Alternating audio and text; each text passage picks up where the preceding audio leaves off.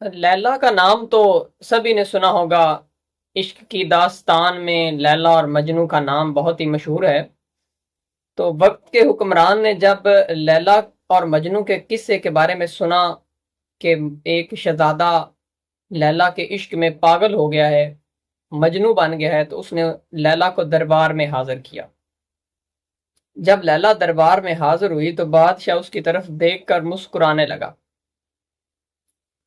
اور بولا کہ مجنو نے تجھ میں کیا دیکھا ہے؟ تجھ سے خوبصورت تو میری کنیزیں ہیں۔ لیلا مسکرائی اور بادشاہ کی طرف دیکھ کر کہنے لگی کہ اے بادشاہ، تیرے پاس مجنو والی آنکھ نہیں کہ تو مجھے پہچان سکے۔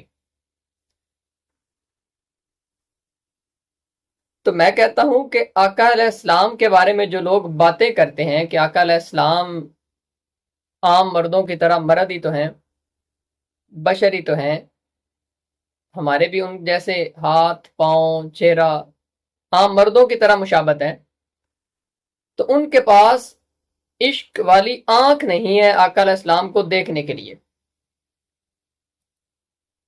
ابو جہل کو بھی بظاہر آقا علیہ السلام عام مردوں کی طرح نظر آتے تھے۔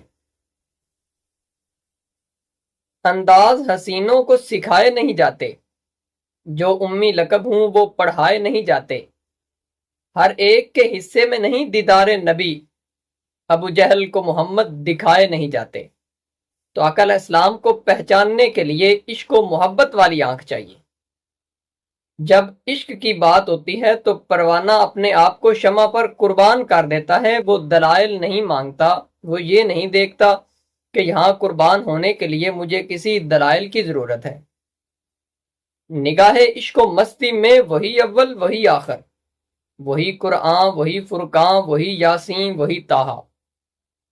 بعد از خدا بزرگ توئی قصہ مختصر، والسلام۔